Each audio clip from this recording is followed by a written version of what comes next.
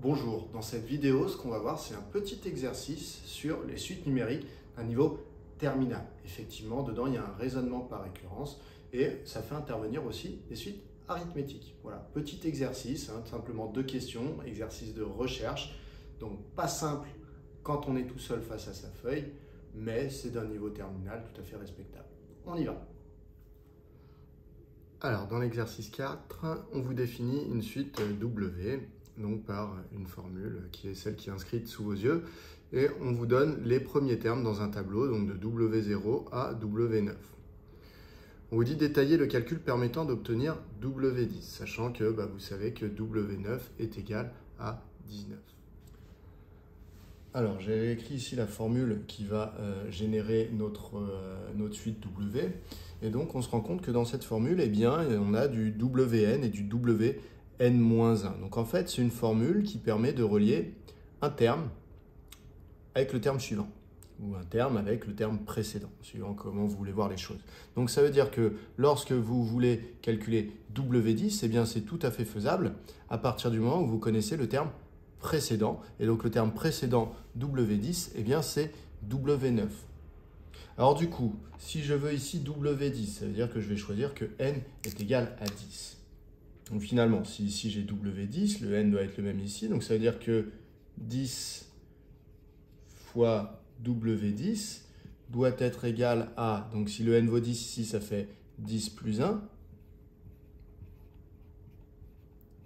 fois W10 moins 1, donc W9, à qui on va rajouter 1.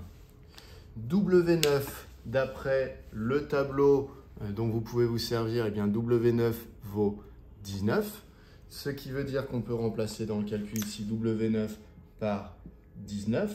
Donc finalement, 10 fois le terme qu'on cherche, W10, est égal à 10 plus 1, donc 11 fois W9, mais W9, on vient de dire que c'était 19, à qui on va rajouter 1.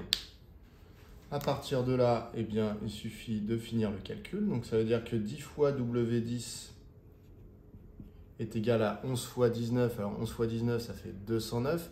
209 plus 1, 210. Ce qui veut dire que W10 vaut 210 divisé par 10. Donc, W10 est égal à 210 sur 10. Ce qui veut dire que W10 eh bien, est égal à 21. Donc finalement, voilà, on a réussi à faire le calcul de W10 qui vaut 21. Cela nous amène à la question 2. On vous dit dans cette question, toute trace de recherche, même incomplète, ou d'initiative, même non fructueuse, sera prise en compte dans l'évaluation. Donnez la nature de la suite W et calculez W 2022. On prendra soin de bien justifier le raisonnement. Alors la première chose à observer, c'est qu'ici, vous voyez une progression qui est arithmétique. En effet, pour passer d'un terme au suivant, on rajoute toujours le même nom qui est 2. Donc cela nous fait penser à une suite arithmétique qui aurait pour raison 2 et qui aurait pour premier terme W0 égale 1.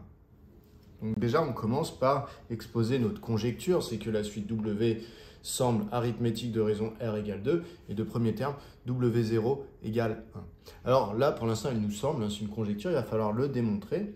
Et donc, eh bien, pour le démontrer, eh bien, on va pouvoir essayer, par exemple, de démontrer que Wn eh bien, peut s'exprimer sous la forme 2 fois n plus 1. Alors pourquoi? Eh bien parce que ça, c'est une formule caractéristique des suites arithmétiques, c'est-à-dire que quand vous avez une suite arithmétique, eh bien on peut repérer qu'elle est arithmétique si jamais on arrive à montrer que le terme général peut s'écrire W0 plus n fois la raison.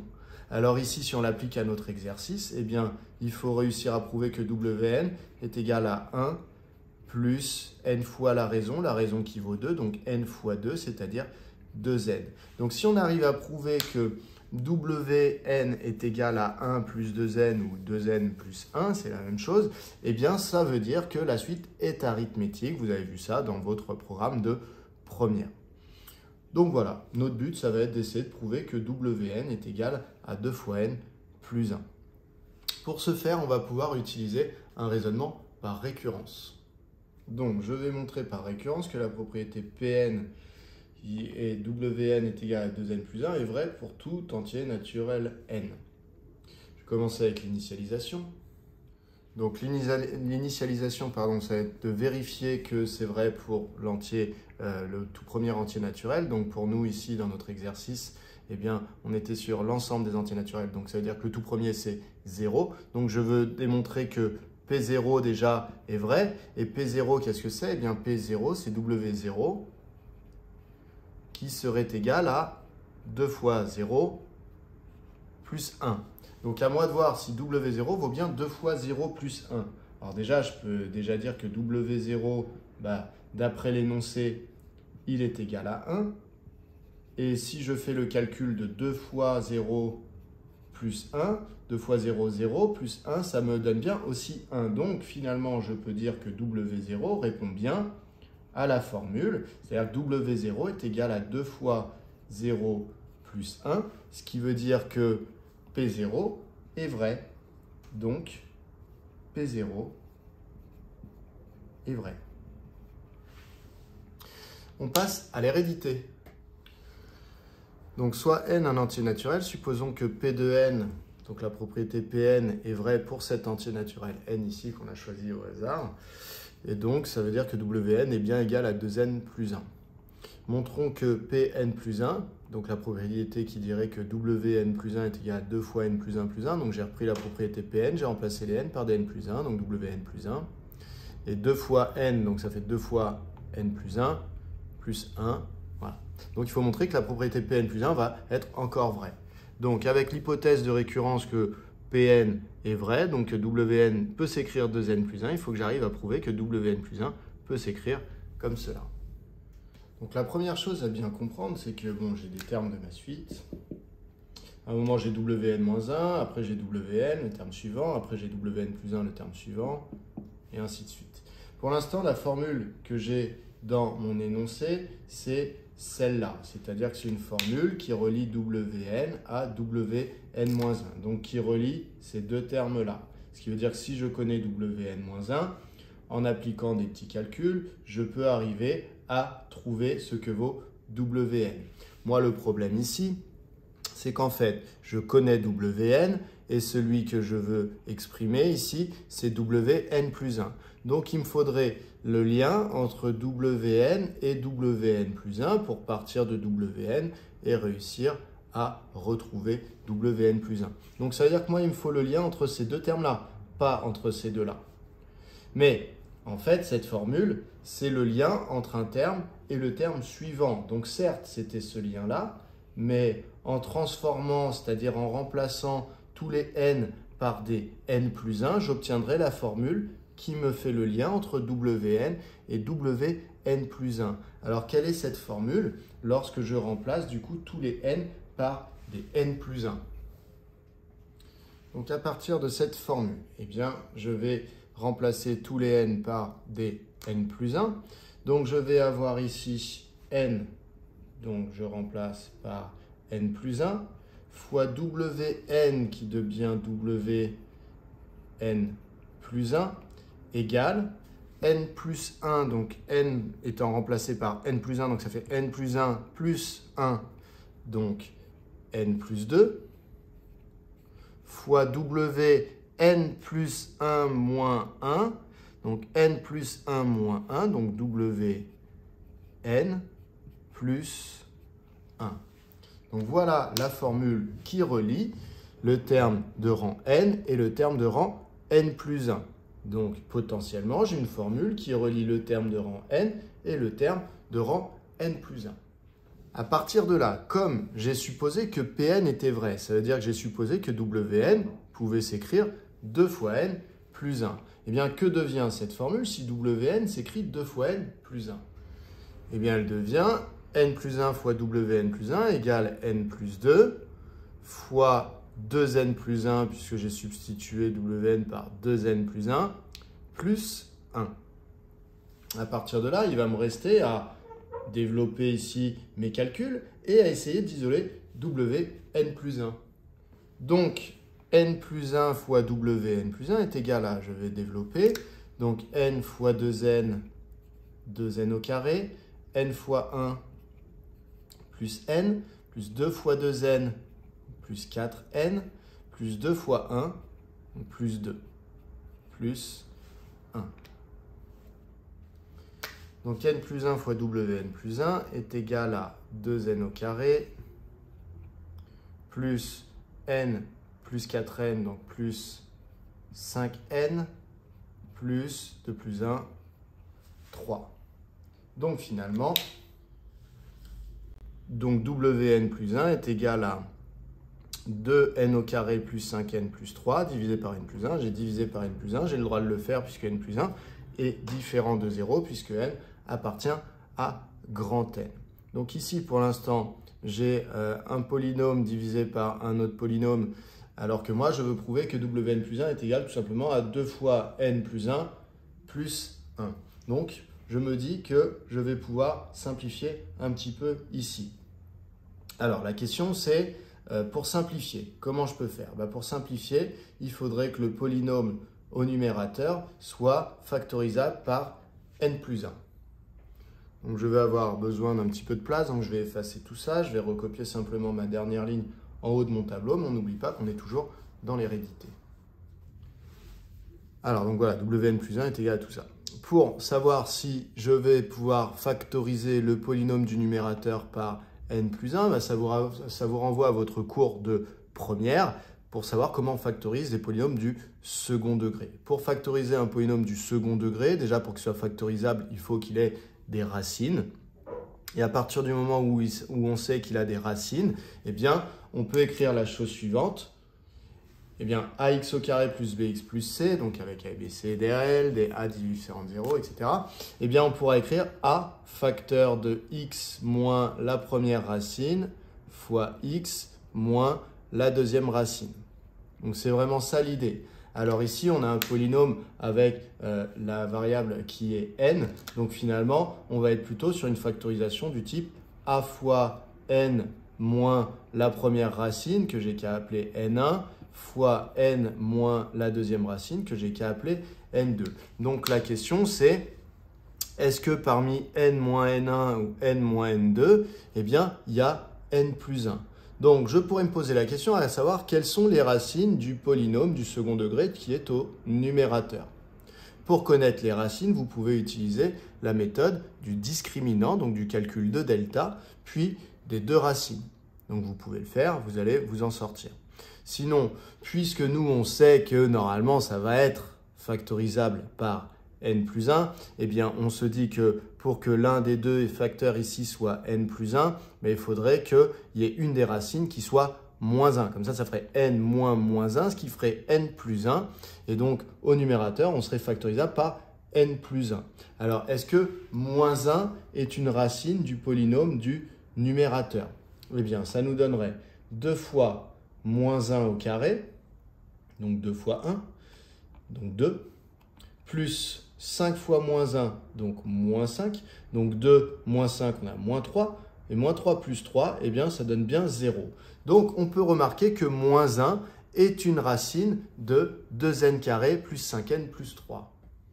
Alors, comment on peut trouver du coup la deuxième racine si elle existe? Eh bien, il faut se rappeler la propriété de première. Donc, quand on a factorisé a fois n moins n1 fois n moins n2, eh bien, si on développe tout, cela nous donne a fois n au carré moins n fois n2 moins n1 fois n plus, parce que moins par moins plus, n1, n2.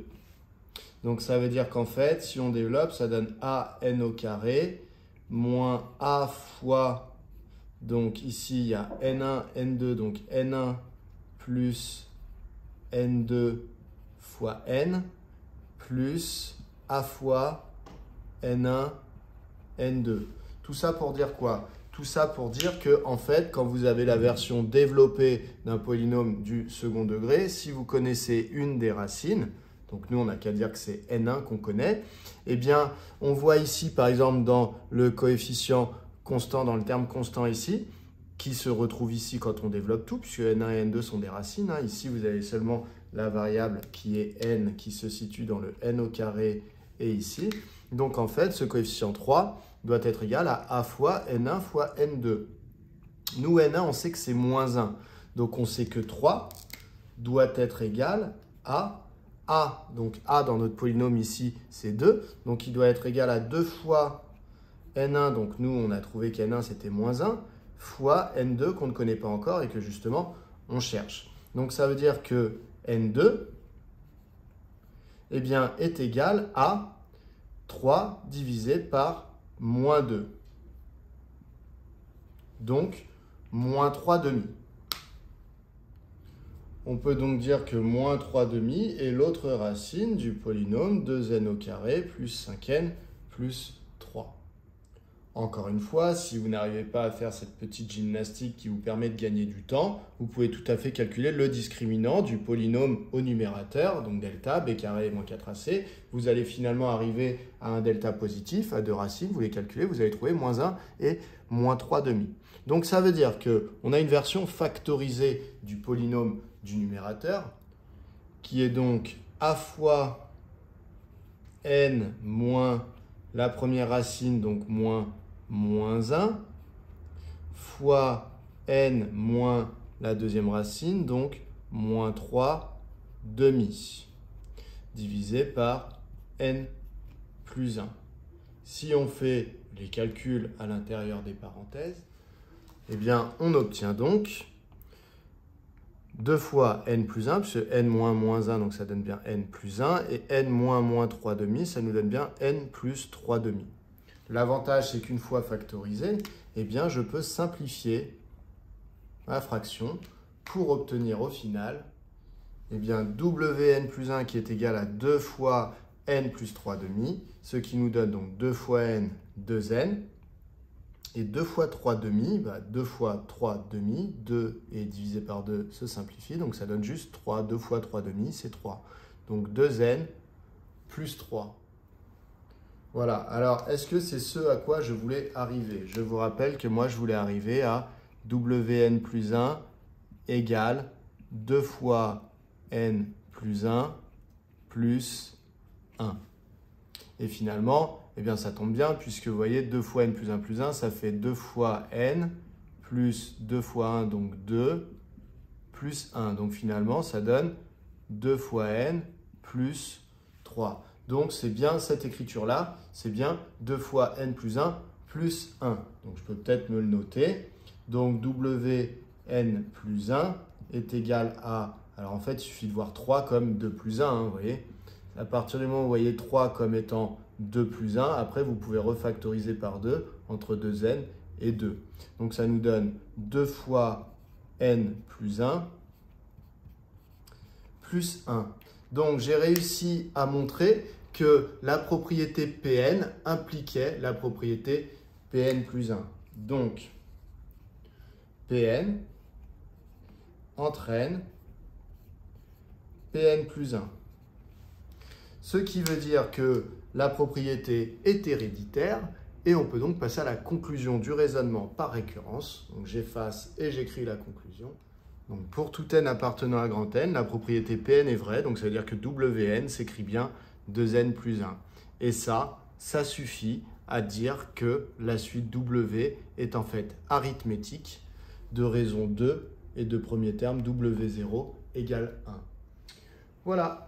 Et donc, dans cet exercice, on nous demandait quand même à la fin de calculer W 2022. Donc, on va réutiliser la formule explicite qui se trouve ici. Donc, on va le faire. 2022. Donc, ça veut dire que n vaut 2022. Donc, ça fait 2 fois 2022 plus 1, ce qui fait 4044 plus 1, ce qui fait 4045. Donc W 2022 est égal à 4045. Voilà, on a terminé. Vous voyez, petit exercice qui n'était pas simple, qui fait intervenir, qui permet de démontrer qu'une suite est arithmétique à partir de sa formule explicite.